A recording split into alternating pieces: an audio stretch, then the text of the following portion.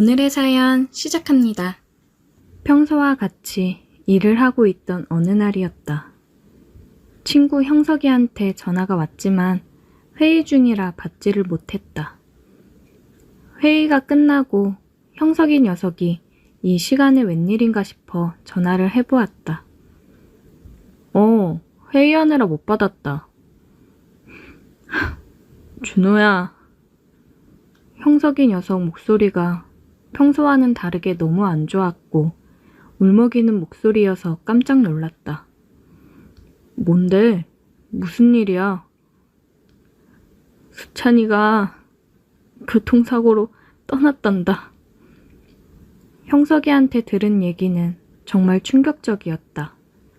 정말 이렇게 순식간에 하늘로 떠나버리다니. 근데 이 와중에 생각이 드는 건 수찬이 와이프 미영의 걱정이 앞섰다. 고등학교 동창으로 우리 4명은 늘 붙어 다녔다.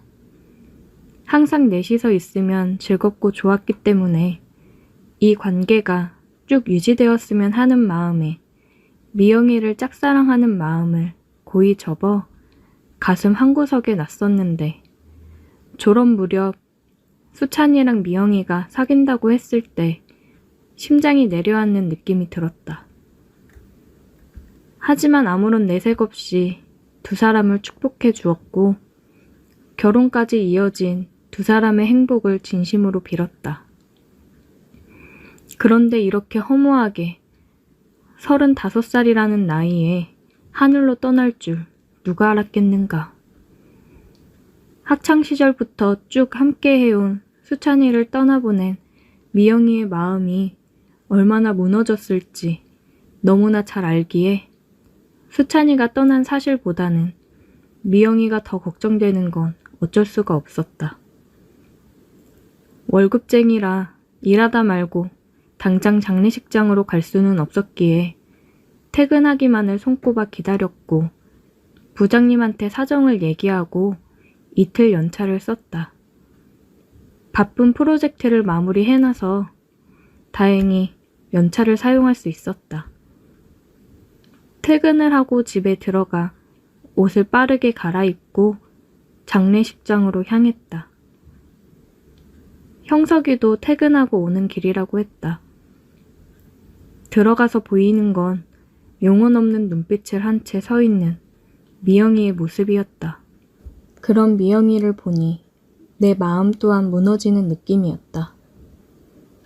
이제 퇴근할 시간이라 그런가 조문객들은 많지 않았고 가슴을 치며 울고 계시는 수찬이 부모님께 가서 먼저 인사를 드렸다. 어머님은 나를 보더니 나를 안으며 더 목 놓아 우셨다. 나도 같이 눈물을 흘렸다. 사진 속 수찬이의 모습을 보니 정말 수찬이가 이제 더 이상 함께할 수 없다는 게 실감이 났다. 수찬이에게 인사를 건네고 미영이를 마주했다. 괜찮아? 미영이는 아무런 말이 없었다. 그냥 여전히 멍한 영혼이 없는 눈을 하고 있었다. 형석이가 왔고 우리는 조문객을 받고 함께 있었다. 시간이 흘러 수찬이의 발인까지 마무리를 했다. 형석이는 회사 일 때문에 먼저 가봐야 한다고 했고 나는 미영이를 따라 유품 정리를 도와주려고 했다. 차를 타고 가는 내내 미영이는 아무런 말이 없었다. 그래, 사랑하는 남편을 떠나보낸 마음을 어찌 내가 헤아릴 수 있을까? 나도 아무런 말 없이 운전을 했다. 집에 도착을 했고 미영이를 따라 집으로 들어갔는데 미영이가 갑작스레 눈빛이 변하더니 웨딩 사진을 들고 바닥에 내던졌다. 그리고 집안 물건들을 던지며 소리를 지르기 시작했다. 미영아, 왜 그래? 정신 차려. 지금 뭐 하는 거야? 이거 놔! 이거 놔! 미영이는 힘들게 잡고 있던 이성의 끈을 놓친 것 마냥 소리를 지르며 집을 엉망을 만들어 놨다. 모든 걸 쏟아냈는지 미영이는 그제서야 주저앉아 목 놓아 울기 시작했다. 내가 할 수 있는 거라곤 그런 미영이를 안고 다독여주는 것밖에 없었다. 무슨 일이 있는 건지 물어보고 싶었지만 입이 떨어지지 않았다. 한참을 울고 진정이 됐는지 그제서야 말을 하는 미영이었다. 준호 너한테 너무 못 볼 걸 보였다. 미안. 이제 가봐도 돼. 이렇게 두고 어떻게 가. 내가 정리할 테니까 들어가서 좀 쉬고 있어. 저 방에 들어가기도 싫다. 그럼 소파 위에 앉아 있어. 내가 금방 치울게. 미영이는 소파 위에 앉아 또다시 영혼이 없는 눈빛을 하고는 멍하니 앉아 있었다. 대충 물건을 정리하고 미영이한테 저녁을 먹자고 했다. 미영아, 저녁 먹자. 뭐라도 먹어야 힘을 내지. 생각 없어. 산 사람은 살아야지. 너 이러는 거 보면 수찬이도 위에서 많이 힘들 거야.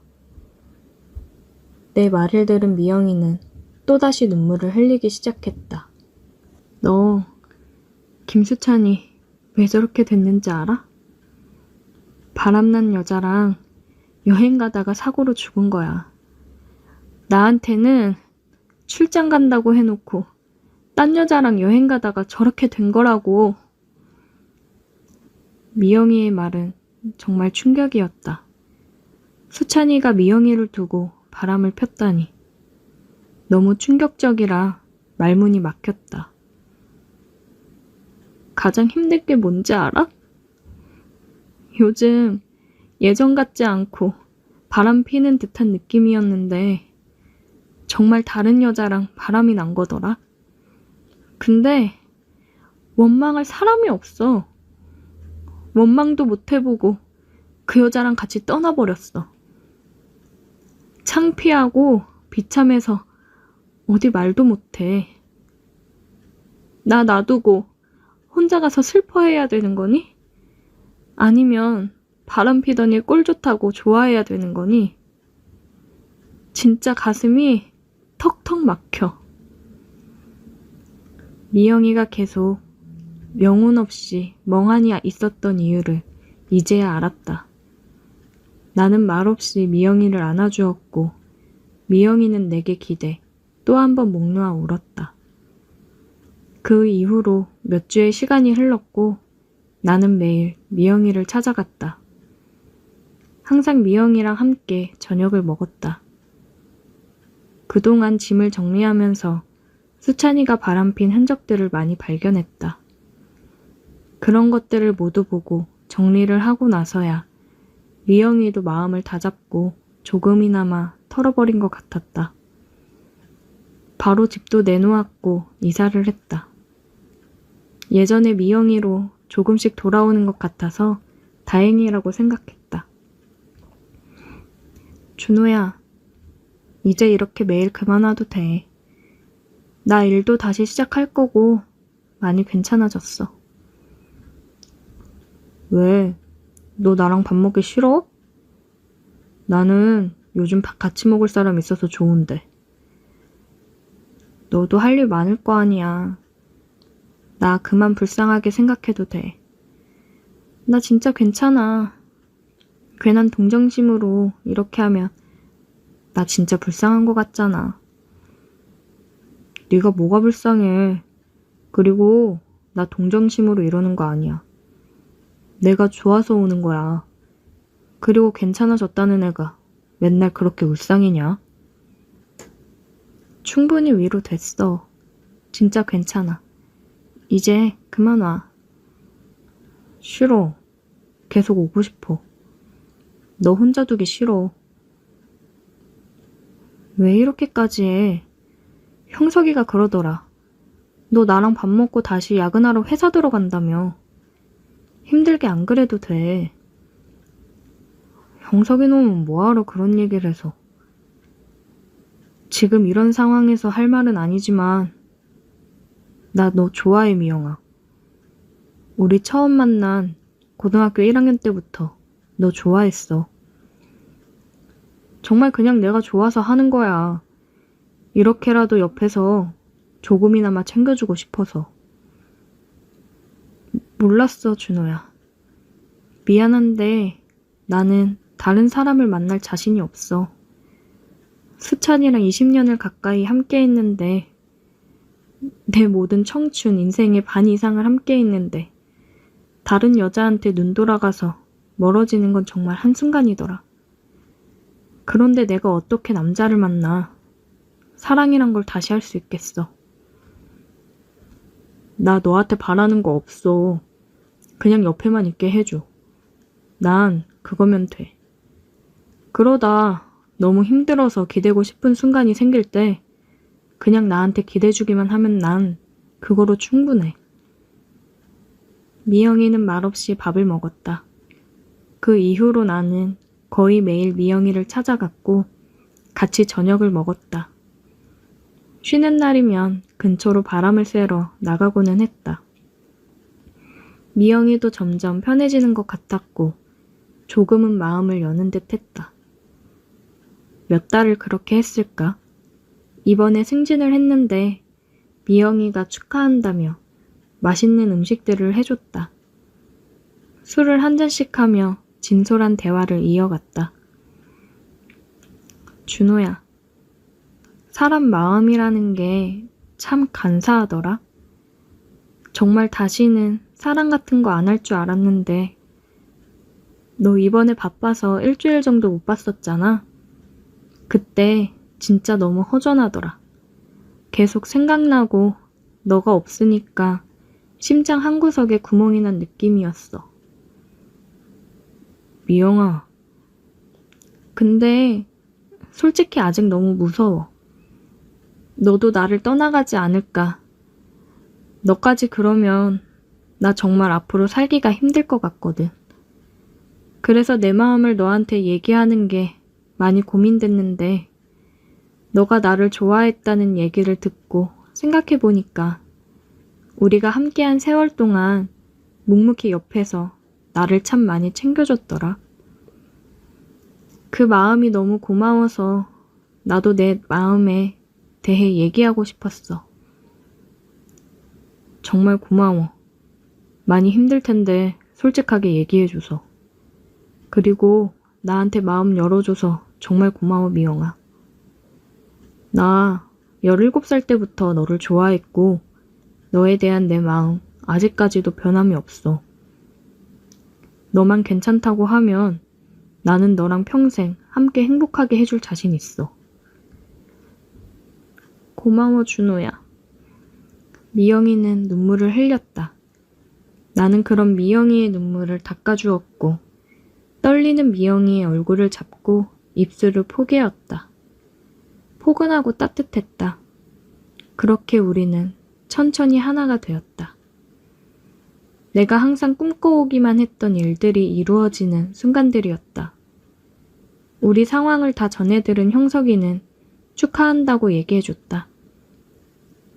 너 미영이한테 고백하려다가 수찬이가 먼저 고백해서 고백도 못한 거 아는데 이렇게 둘이 다시 이어지려고 그동안 네가 연애도 제대로 안 하고 여태 결혼도 안 했나 보다.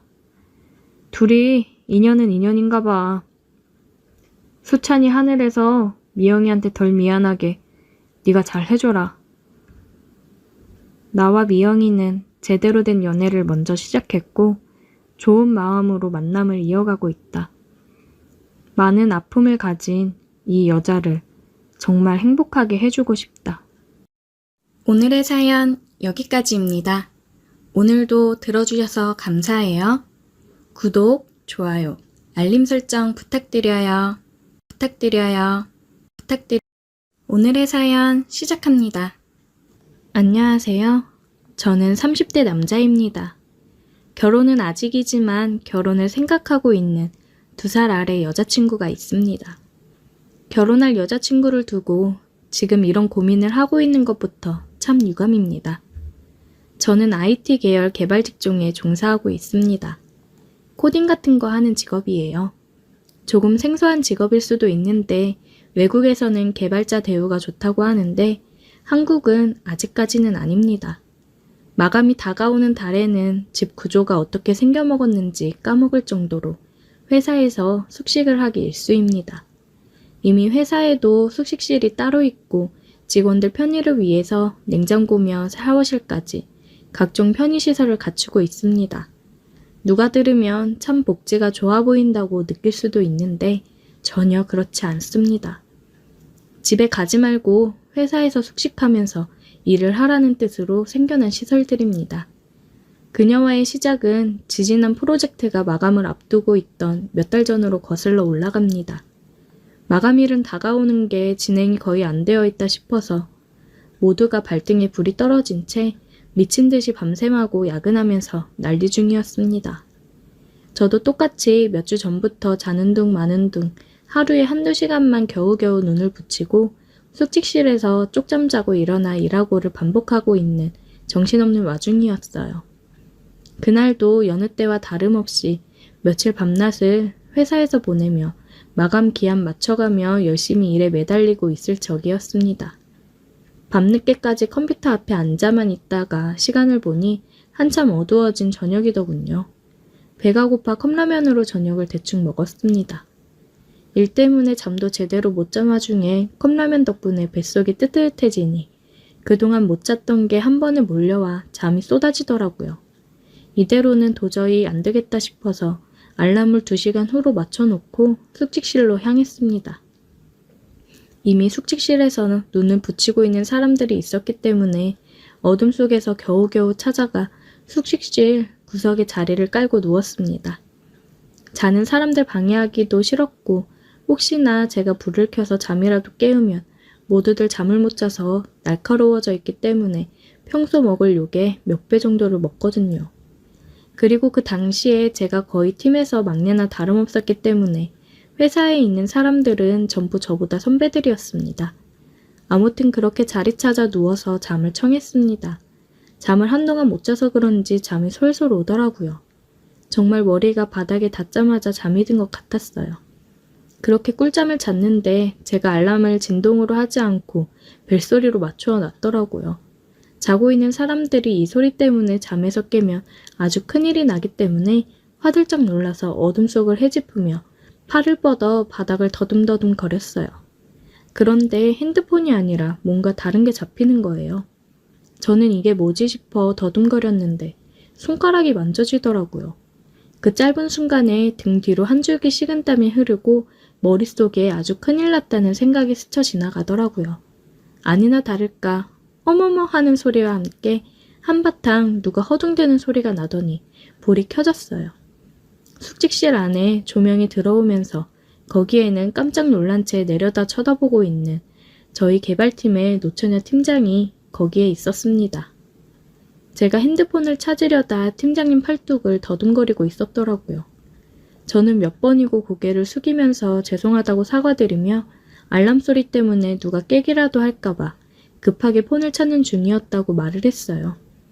불행인지 다행인지 숙직실에는 저와 노처녀 팀장님 2사람 말고는 아무도 없었는데 제가 재빠르게 상황 설명을 하고 사과를 한 덕분인지 깜짝 놀랐잖아요.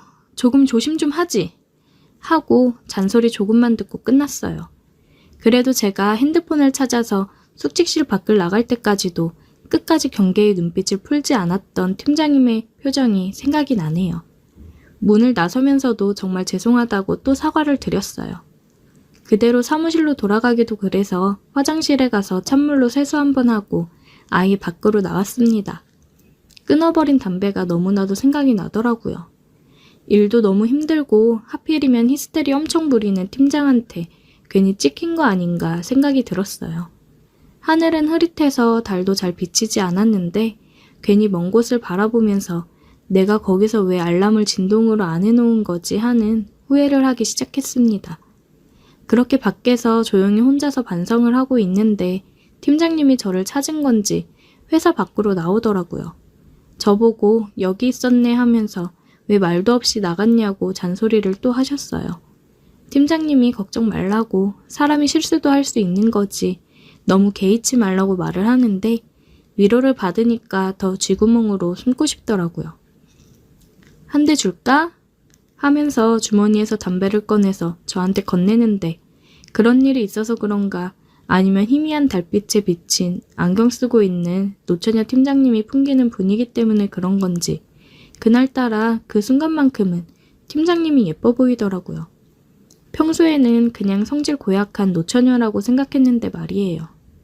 그런 생각이 들면서 곰곰이 생각해보니 아까 숙직실에서 느꼈던 감촉이 새삼 떠올랐습니다. 그런데 그런 생각을 하면서 제 얼굴이 빨개졌나 봐요. 그러니까 팀장님이 갑자기 기분 나쁘게 얼굴은 왜 붉히냐고 놀라더라고요. 잠을 덜 자서 그런가 그렇게 화들짝 놀라는 모습에도 평소에 보여주지 않던 여성적인 모습이라서 그런지 그게 평소와는 다르게 다가왔어요. 그래서 저도 모르게 팀장님이 너무 예뻐서요 라고 대답해 버렸습니다. 그 말에 팀장님도 얼굴을 붉히며 아무 말도 못하더라고요. 그렇게 쭈뼛대고만 있다가 서로 아무 말도 나누지 못하고 사무실로 돌아왔습니다. 그 뒤로 노처녀 팀장님하고는 조금 서먹서먹해졌는데 워낙 일이 바쁘다 보니 그걸로 불편한 걸 느끼거나 할 정도는 아니었어요. 아무튼 그렇게 모든 직원이 밤을 새가며 노력한 결과 프로젝트는 무사히 마감일 전에 끝나게 되었고 며칠 뒤에 프로젝트가 끝난 기념으로 회식을 하게 되었습니다. 회식이 길어지면서 전부 다 술들을 어느 정도 마신 상황이었어요. 저도 별다른 생각 없이 주는 술들을 거절없이 계속 때려 마시고 있다가 우리 노처녀 팀장님하고 눈이 마주쳤습니다. 그러니 그때부터 자꾸 그날 있었던 일이 생각나고 집중이 안 되더라고요. 최대한 아닌 척 하려고 해도 자꾸 신경이 쓰여서 팀장님 쪽으로 고개를 다시 돌려봤는데 팀장님이 저를 빤히 쳐다보고 있더라고요. 언제부터 저를 쳐다보고 있었는지도 모르게 술 기운이 많이 올라있는 상태인지 눈은 개슴츠레 반만 뜨고 저를 잡아먹을 듯이 쳐다보고 있었습니다. 팀장님 시선이 느껴지니 그때부터는 자리가 조금 불편해지더라고요. 한참 있다가 팀장님이 제 이름을 부르면서 자리에서 벌떡 일어났습니다. 그러더니 저보고 자기를 책임지라고 소리를 고래고래 질렀어요. 직원들이 무슨 일인가 관심을 보이는 와중에 팀장님이 숙직실에서 제가 실수로 만졌던 사건을 가지고 제가 의도적으로 그렇게 한 거란 식으로 말을 하네요. 제가 팀장님께 이쁘다고 말한 건 사실인데 그냥 그 분위기가 그랬고 딱히 할 말이 없어서 그런 것도 있었는데 팀장님은 앞뒤 다 잘라먹고 제가 팀장님한테 예쁘다고 했다고 그러고서는 여태까지 아무 말도 없고 여자 마음 가지고 장난치는 거냐고 술줄정을 부리기 시작하더라고요. 실수로 팔뚝 한 번 만지게 된 건데 이게 그렇게까지 자기를 책임지라고 할 일인가요? 직원들은 안 그래도 달아오른 회식 분위기에 이게 웬 떡이냐 하고 신이 나서 저에게 달려들더군요. 김 대리가 우리 팀장님 책임져야 되는 게 맞다고 하는 둥 결혼식은 언제 할 거냐는 둥 하면서요. 아주 회식 자리가 죽을 맛이었어요. 다른 여직원들은 팀장님한테 장난을 치면서 그래도 팀장님이 한 몸매 하셔서 다행이라고 하면서 깔깔대더군요. 몸매도 안 좋았으면 제가 이쁘단 말도 안 했을 거라고 하면서요. 팀장님은 얼굴이 벌개지면서 아잉 몰라 이러면서 콧소리를 섞어서 애교를 부리는데 술이 얼마나 취했으면 저럴까 하는 생각이 들었습니다. 아예 직원들은 저랑 팀장님을 밀어주는 분위기로 몰고 가더라고요. 3차로 도착한 노래주점에서도 굳이 팀장님 옆자리에 저를 앉힌다던가 하면서요. 팀장님은 이미 술에 뻗어서 잠들어 있었고 저도 사람들이 저를 가지고 자꾸 놀려먹으니 그 자리에서 같이 즐길 기분이 안 나서 술도 마시지 않고 가만히 시간만 보냈습니다. 회식이 다 끝나고 나서 택시들 타고 하나둘씩 사라져 가는데 팀장님은 보도블럭 위에 앉아서 몸도 제대로 가누지 못하고 있더라고요. 직원들이 전부 사라지고 팀장님하고 저만 남게 되었습니다. 저는 막내라서 다들 집에 가는 모습을 보고 택시를 잡으려고 한 건데 마지막 남은 직원이 저한테 김대리 그렇게 안 봤는데 보기보다 음흉하네 하면서 낄낄대면서 택시를 타고 사라졌습니다. 제가 술 취한 팀장님을 어떻게 하려고 하는 건가 오해를 하는 것 같았는데 해명할 틈도 주지 않았어요. 다가오는 택시를 잡아 저도 집에 가려고 하는데 보도블럭에 앉아서 술도 깨지 않은 팀장님을 두고 갈 수도 없는 노릇이더라고요. 집이 어디냐고 해도 횡설수설하기만 할 뿐이고 저도 여자친구 자고 있는 우리 집에 그녀를 데려갈 수도 없는 노릇이라 하는 수 없이 택시를 타고 회사로 다시 향했습니다. 그리고 팀장님을 숙직실까지 낑낑대며 들쳐업고 와서 자리에 눕혀드렸어요. 그리고 저는 집으로 돌아왔습니다. 다음 날 아주 난리가 났어요. 보안 시스템에 제가 지문 찍고 사무실로 들어간 기록이 남아있고 팀장님은 숙직실에 뻗어 있었으니 말입니다. 이 비싼 보안 직원이 이미 아침부터 동네방네 떠들고 다녀서 회사 내부에는 그게 와전이 돼서 소문이 나고 말았습니다. 정말 아무 일도 없었는데 팀장님은 정말로 제가 뭐라도 한 줄 알고 틈만 나면 자꾸 저한테 안 바쁠 때는 단둘이 술도 좀 마시고 하자고 합니다. 정말 미쳐버릴 노릇이네요. 회사 밖으로 소문이 새어나갈 일은 없지만 여자친구와 결혼 생각도 하고 있는데 이게 무슨 일인가 싶습니다. 물론 팀장님이 여자로 매력이 전혀 없는 것도 아니고 그날의 일만 기억해봐도 제 여자친구보다 훨씬 훌륭한 건 사실이기는 하지만 그렇다고 여자친구를 배신할 수도 없는 일 아닙니까? 제 친구들은 뭐가 문제냐고 하면서 둘만 만나면 되는 것 아니냐고 하며 배꼽을 잡고 웃고만 있는데 저는 정말 신경이 쓰여서 미치겠네요. 오늘의 사연 여기까지입니다. 오늘도 들어주셔서 감사해요. 구독, 좋아요, 알림 설정 부탁드려요. 오늘의 사연 시작합니다. 안녕하세요. 저는 평범한 20대 후반 직장인입니다. 근무가 끝나면 헬스장에 가서 열심히 운동도 하고 헬스장에서 같이 운동하는 사람들과 대화를 하면서 하루를 즐겁게 보내고 있었습니다. 평소와 같이 퇴근을 하고 헬스장에 가서 운동을 하고 있었습니다. 그런데 되게 이쁘고 착한 여자가 눈에 띄었습니다. 그래서 저는 그녀를 유심히 쳐다보면서 운동을 하고 있었어요. 그녀는 헬스장에 있는 어르신분들께도 엄청 예의 바르게 행동을 하고 친절하더라고요. 저는 그런 그녀의 모습에 심쿵했습니다. 가슴속으로 용기 있는 자만이 미인을 얻는다고 생각하면서 그녀에게 다가가서 은근슬쩍 말을 걸고 조금씩 대화를 나눴습니다. 그렇게 며칠간 헬스장에서 운동을 하면서 그녀와 대화도 많이 하고 가까워졌어요.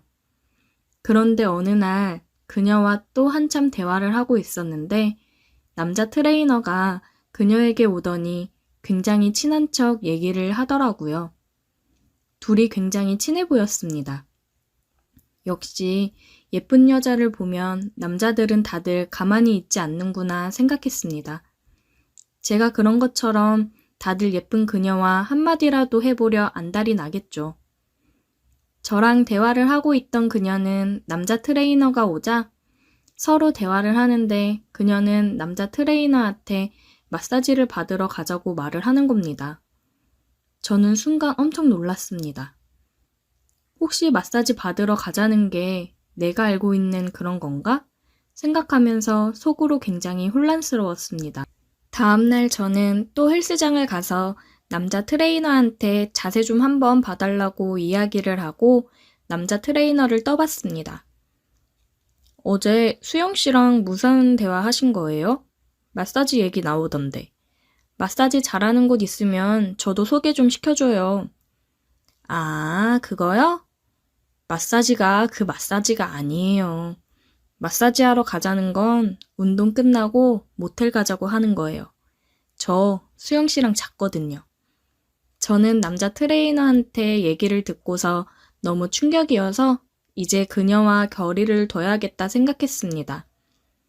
내가 그동안 봐왔던 착했던 그녀의 모습과는 전혀 다른 모습의 그녀에 대해 이야기를 들으니 믿기지가 않았습니다. 마사지 하러 가자고 하던 그녀의 모습은 굉장히 들떠 보이고 늘상 있던 일처럼 자연스러웠거든요. 저는 그래서 그녀에 대한 제 마음을 조금씩 정리해야겠다고 생각하고 헬스장에 가서 그녀를 마주쳐도 모르는 척 지나가고 피했습니다. 그녀도 제가 피하는 걸 느꼈는지 4일쯤 지났을 때 저녁에 전화가 오더라고요. 그녀의 전화번호였습니다. 저는 고민을 하다가 결국 전화를 받았습니다. 서준 오빠 혹시 여자친구 생겼어? 아니. 그런데 요즘 왜 이렇게 나 피하는 것 같지? 내가 뭐 잘못한 거 있어? 그런 거 아니야. 그러면 내일 만나서 얘기 좀 하자. 그녀는 내일 만나서 얘기를 하자고 했습니다. 저는 알겠다고 했어요. 그렇게 퇴근 후 그녀와 만나기로 했던 장소로 갔습니다. 그녀는 먼저 나와서 기다리고 있더군요. 오빠 왔어? 응, 먼저 와 있었네. 일찍 끝나서 기다렸지. 우리 카페 갈까? 아니, 그냥 차에 타. 그냥 둘이 조용히 얘기하고 싶어. 저는 둘이 차 안에서 조용히 얘기를 하고 싶어서 그녀를 차에 태웠고 가까운 공원에 주차를 하고 그녀와 얘기를 했습니다. 오빠, 요즘 연락도 안 하고 헬스장에서 만나도 모르는 척하고 왜 그러는 거야? 내가 오빠한테 뭐 잘못한 거 있어? 그냥 솔직하게 말해줘. 그녀가 솔직하게 말해달라고 해서 저는 거짓없이 들었던 말을 해줬습니다. 솔직히 나는 너랑 잘해보려고 했는데 그때 남자 트레이너랑 너랑 대화하는 거 다 들었어. 너가 마사지 하러 가자고 얘기했잖아. 내가 혹시나 싶어서 그 트레이너한테 마사지 잘하는 곳 있으면 소개시켜 달라고 하니까 웃으면서 그러더라. 마사지가 그게 아니라고. 모텔 가서 하자는 거였다고. 그러면서 너랑 잤다고 하는데 너한테 실망하기도 했고 그놈이 그렇게 말하는데 진짜 기분이 별로고 화가 나서 그냥 여기서 너랑 끝내는 게 맞다고 생각했어. 그녀는 얘기를 듣고 표정이 안 좋아졌지만 화를 내거나 하지는 않았습니다. 그러면서 다 오해라고 하더군요. 진짜 마사지 잘하는 곳 있다고 전부터 얘기해서 오늘 마사지 하러 가자고 얘기했던 거야. 오빠랑 내가 잘 돼가고 있는 것 같으니까 괜히 오빠한테 헛소리 했나 보네. 오빠 나 못 믿어? 저는 그녀와 계속 대화를 했고 한번 그녀를 믿어보기로 했습니다. 그녀와 그렇게 몇 번 만남을 갖고 연인으로 발전했습니다. 저는 그녀와 연인으로 발전해서 항상 기쁨으로 가득 찼습니다. 가만히 보고만 있어도 웃음이 멈추지 않을 정도로 제가 할 수 있는 모든 걸 여자친구에게 해주고 싶었어요. 평일에 휴무일 때는 아침에 커피를 사서 회사까지 태워주고 여친이 퇴근할 때 여친이 우산이 없을 때면 저는 우산을 챙겨 차를 타고 여친 회사 앞으로 가서 기다렸다가 여친이 나오면 우산을 씌워주고 차를 태워 집까지 데려다주고는 했습니다. 그런데 얼마 후 여친이 아는 오빠들이랑 2박 3일로 여행을 갔다 온다고 말하길래 저는 안 된다고 말했는데 여친이 갑자기 저한테 화를 내더라고요. 오빠, 나 못 믿는 거야? 어차피 그 오빠들 다 유부남인데 내가 유부남들이랑 뭔 일 날까봐? 오빠가 생각하는 그런 일 생길 일 없으니까 뭐라고 하지 마. 알아서 갔다 올 테니까. 이렇게 말을 하는데 어이가 없었습니다. 솔직히 사랑하는 여자가 얼굴도 본 적 없는 남자들이랑 2박 3일 여행을 간다고 하는데 누가 잘 다녀오라고 하겠어요. 연애 초부터 주변에 남자들 많은 게 싫다고 조심해줬으면 좋겠다고 얘기했었는데 다 친한 오빠들인데 어떻게 그러냐며 오빠가 나에 대한 믿음이 없어서 그런 거라고 하더라고요. 그리고 데이트하다 보면 스마트워치에 카톡 내용이 살짝 보여서 잠깐 봤는데 보고 싶다는 문자가 오는 거예요. 조금 화가 나긴 했지만 참았습니다. 점심을 먹고 커피를 한잔 하는데 여친이 웃으면서 아는 오빠가 엄마랑 싸우고 가출해서 모텔 갈 사람 구한다고 하는 거예요. 여친이 친한 사람들이랑 몇 개 단톡방이 있는데 그중 하나는 여친 한 명만 여자고 다들 남자였습니다.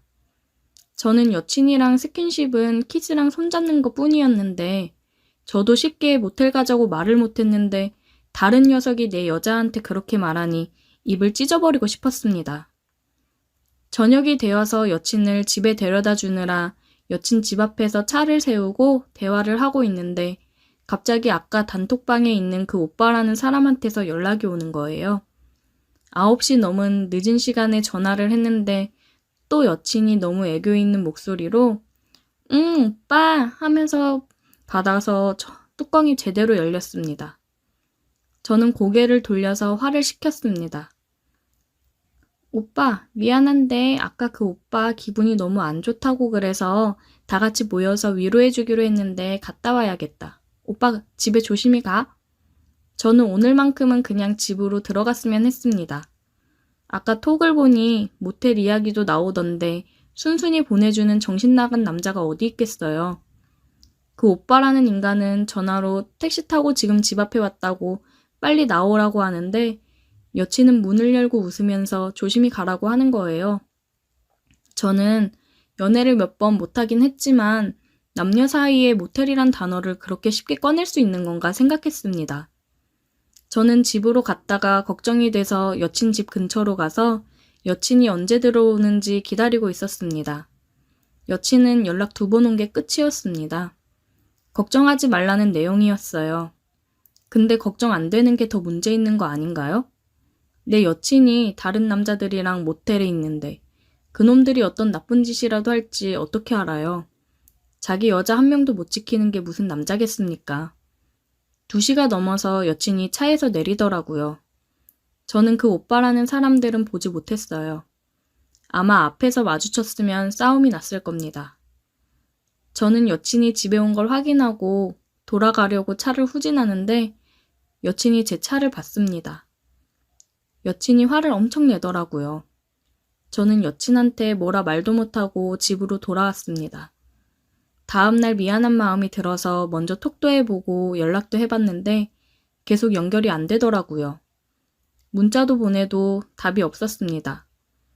그렇게 계속 전화를 하니 받더라고요.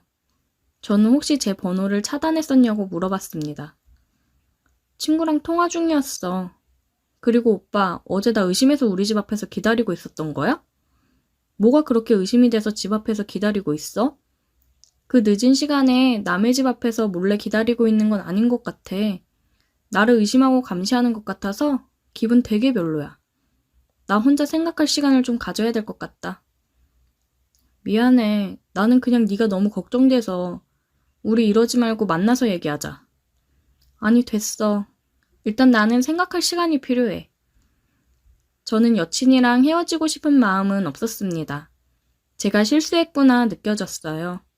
그래서 먼저 사과하기로 하고 며칠 동안 직접 손편지를 써서 꽃과 함께 여친한테 사과를 하려고 갔습니다. 여친은 손 아프게 뭐하러 이런 걸 쓰냐면서 읽어보지도 않더라고요. 여친이랑 그래도 조금 대화를 나누고 화가 풀어진 것 같아서 다행이다 했는데 다음 날에도 연락도 없고 전화를 해도 안 받는 거예요. 그렇게 잠이 들고 새벽에 잠깐 깨서 핸드폰을 봤는데 여친한테 헤어지자고 톡이 와 있었습니다. 저는 답장을 했어요. 우리 얘기하고 기분 좋게 화해하지 않았냐고 하니 미안하다는 말만 하더라고요. 더 이상 얘기해도 달라질 게 없을 것 같아서 저도 알겠다고 더 좋은 남자 만나서 행복하라고 얘기했습니다. 그렇게 헤어지자마자 전 여친은 남자들이랑 어울려 다녔고 헬스장에서도 몇 번 마주쳤는데 제가 의자에 앉아서 잠깐 통화를 하고 있는데 옆에 앉더니 저를 약 올리듯이 오빠 하며 애교 섞인 콧소리를 내며 통화를 하더라고요. 헬스장에 둘의 관계를 알고 있는 누나는 여자가 완전 철판이네, 남자들한테 친한 사이라고 하면서 엄청 안겨대던데 저런 여자랑 더 이상 안 엮이고 여기서 끝낸 게 다행이라고 하더라고요. 헬스장에 부모님도 같이 다니는데도 저러고 다니는 거 보면 말 다 한 거라고요. 저도 처음에는 미련이 조금 있었지만 이제는 1%도 남아있지 않습니다. 그냥 남자들이랑 모텔 가서 그러는 걸 좋아하는 여자였던 것 같아요. 남자에 환장한 거죠. 이제는 얼굴도 몸매도 다 필요 없고 주변에 남자도 없고 저를 진짜 사랑해주고 믿어주면서 함께할 여자를 만날 수 있었으면 좋겠습니다. 오늘의 사연 여기까지입니다. 오늘도 들어주셔서 감사해요. 구독, 좋아요, 알림 설정 부탁드려요.